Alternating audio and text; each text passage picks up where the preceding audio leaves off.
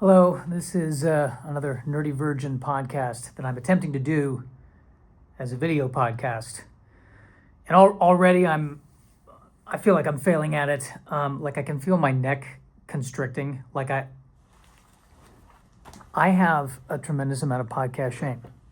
I'm gonna throw that out there right now. So many people make fun of people who do podcasts, and then now, like, not only is this a podcast, this is also, I'm trying to make this a vlog. Like I can feel the shame in my throat. And I think what it is I don't feel like I've done enough to warrant vlogging. I feel like I should have at least saved one life, or I should have, oh yeah, he was the guy who reversed climate change, and I'm like, yeah, and I'm gonna do a blog, and yeah, he's the guy who reversed climate change, and I do a blog and a podcast, and I have George Clooney on. He's my first guest, and he's like, hey, I just want to thank you for reversing climate change, and I'm like, no, this isn't about me, okay? This show's about you. Let's talk about your next film. That's where I wish I was coming from with this. Like that if Superman had a podcast or a vlog, it would be like, I don't want this to be about me. I'm trying to shine a light on the real heroes out there. That would be his take on it. So I'm feeling self-conscious about that. And the video thing, I just, like, if it's audio only, there's I don't know. I feel better about the audio only. The video only, I'm worried that that's going to ruin the magic of the audio only podcast that I've been doing that's gotten all of 8 viewers. So that's one of my concerns. I think the big thing, like the primary reason why I want to do this is because I feel like when I'm around people, I'm not me. And I want to be me, and I want to push myself to be the me when I'm alone with people and in front of people. And and the thing I'm flipping out because my mom's, the anniversary of my mom's death was last week, and I didn't feel a lot, and I feel guilty about that. I mean, I thought about it. I feel things. I know that I'm not a sociopath. I'd like to think of myself as a gentle narcissist. That's where I'm. Like, I don't know. My understanding is that the textbook definition of a narcissist is just no empathy for other people. Like, I have empathy, but I can pull it back if I need to. But I don't know. I guess I'm down on myself for not falling to pieces more about it. And then, the terrifying thing is that I'll admit that to you, and then something will happen in my life and I will fall to pieces. I find that I miss my mother the most when things are really bad, because she's the one I would call and talk to. And now, instead of doing that, I do vlogs like this. And I think the advantage for both of us is that you can turn off. You can scroll if you need to. So that's kind of where I'm at there. And I want to. The other reason why I want to do this is that I feel like I'm performing when I'm around people. That it's every person I'm around is a different performance, a different Josh that I'm putting up a show so that I remain likable, and I'm trying to really drop that here and just be me, and I wouldn't mind 1 million views, but that's one thing my mother always would catch me on is, you're lying, Josh, you're lying. And I think she was doing that to try to help me be a better and happier person, because when all I do is lie about how I feel and put on shows for people, in the end, what's left on the inside. Not an Oreo cookie, not the goodness of what's should be on the inside. I'll tell you that. I will tell you that. So, of all the videos I've posted, the one that gets the most comments is when I talk about having epididymitis, which is flaring up again. And it's this infection that infects the tubes that connect the testicle to the urethra, and I've had it since my 20s. So that would be 20 years. That's right. I'm in my 40s. I'm still in denial about that. Like there's still a part of my brain that's like, we're still in our 20s, right? We're still, like I was on the phone while I was outside, and I stood on top of one of those, fence things, not a fence, but like a brick, a short brick wall that you find at these walkways, and it's a 4-foot tall wall, and I'm standing on it, and I looked down and I went, you know what?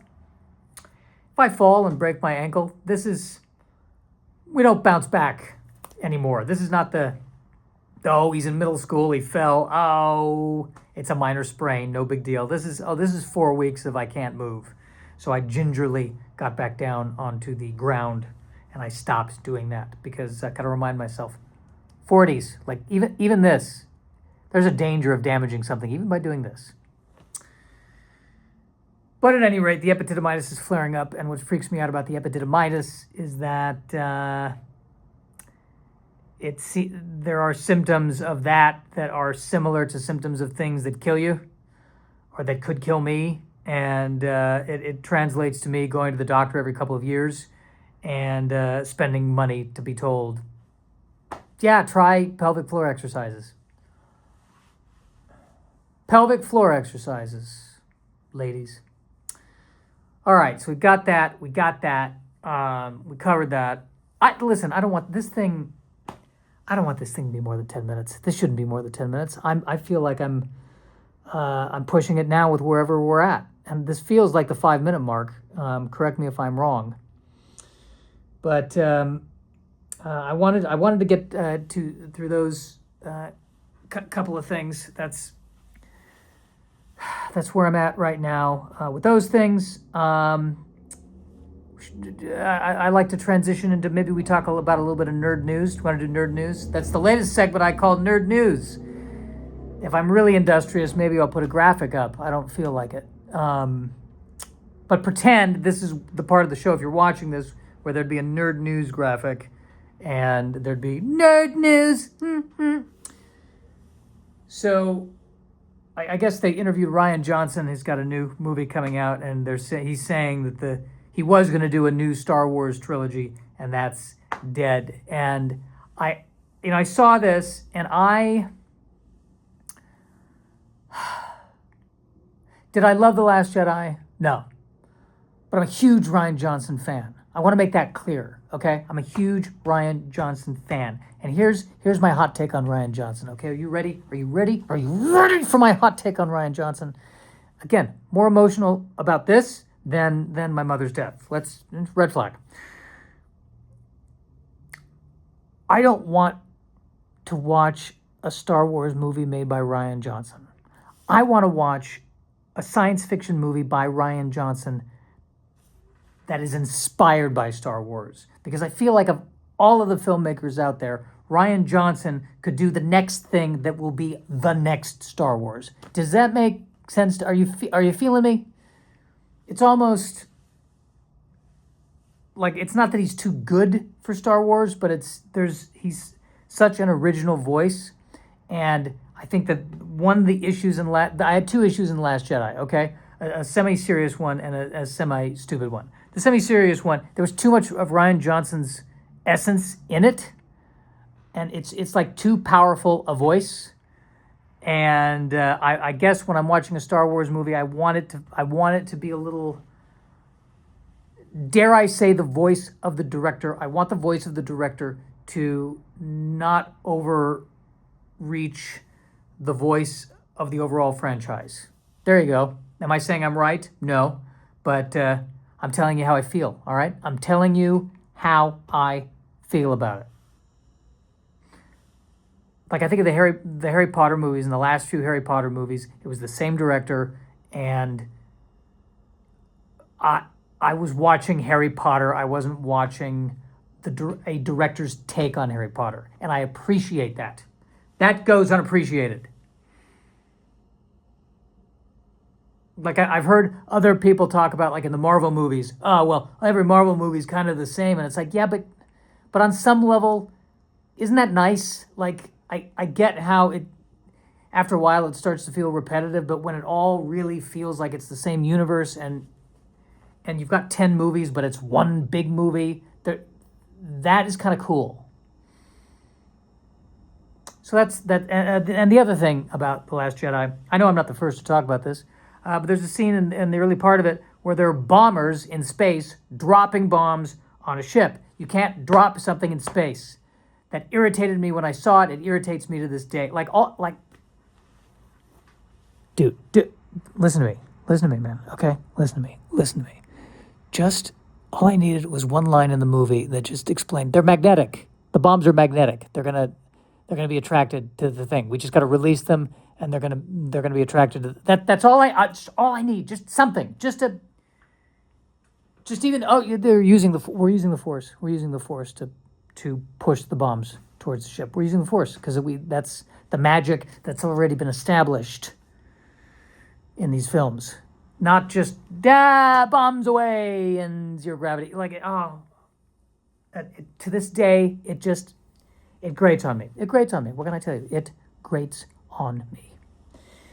I think it's only fitting to end this with the ship of the week. This is a new thing I'm trying, called the ship of the week. Again, graphic ship of the week. I've been making these little TikTok videos where I talk a lot about Star Trek, and I've been talking a lot about the ships on Star Trek. And one of those ships that has kind of become the cosmic butt of all the Star Trek jokes is the Oberth Class ship, which was first seen in Star Trek III, the USS Grissom. And if we start with the in-universe explanation, these are science ships. Because I think if we're tracking this, basically, Starfleet flies out into space and they find the Klingons and V'ger and Khan and all these terrible things that are out there that threaten and endanger the Gorn hegemony. The Gorn hegemony. I thought it was pronounced hegemony. It's not. Hegemony. All these things that are terrifying.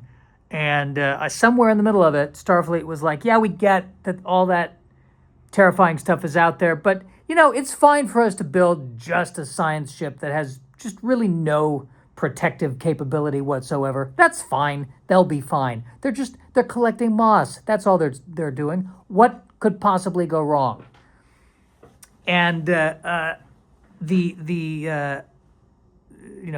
guess the behind the scenes of it, if you watch the Star Trek III commentary with Leonard Nimoy, is I think it directed the special effects people. The Grissom he wanted it to be the opposite of the Enterprise. He wanted the Enterprise to project strength, and he wanted the Grissom, the science vessel, to be, I believe the word he used was effete, not strong, a bit shaky, a little bit like, don't take it off-roading, And yes, I know there's no off-roading in space, but you get what I'm talking about, okay? If it were not strong, okay? It's the me of spaceships. There you go. Hey, slightly asthmatic, high cholesterol, need to pull back on the sugar. That's the kind of spaceship that we're talking about here, all right? It's not the spaceship that walks up to you and goes, hey, how you doing? Hey, you want to get a coffee? No. It's the spaceship that's like, I don't want to bother you, but, if maybe sometime, maybe if you want to go out, but no stress. That's what this ship is. And what I find the most hysterical thing about this particular ship is that when they were making Star Trek: The Next Generation and they were still using models, they basically used the existing models that had been made on the previous Star Trek movies, and they ended up reusing some of the same models episode after episode after episode. And this Grissom, this Oberth Class ship, was always the ship that was in trouble or blown up or got caught in the middle of an asteroid. And I don't think it was intentional, but if you kind of binge watch all of these things at the same time, you come out of it going, why did they keep using that style of ship? That over 100 years, nothing good happened with that. If you found out that you got posted to that ship, you're like, I'm resigning from Starfleet right now. I'm cashing it in. I'm cashing it in. The Oberth Class ship. Okay, good. Ship of the week. That's the podcast. Now I'm going to try to upload this using Libsyn, and we're going to see how that goes. Last time I tried doing a video podcast through Libsyn to YouTube, didn't work. May have to do it manually as a separate file. Oh my gosh. But yeah, I'm going to try to post these once a week on Mondays, and there you go. I totally forgot to mention. I'm going, upcoming gigs, doing a show the last Sunday in December called Control Alt Delight. You should come and see it. Should be a delight. A Control Alt Delight, if you will. Sci-fi themed show, and there you have it.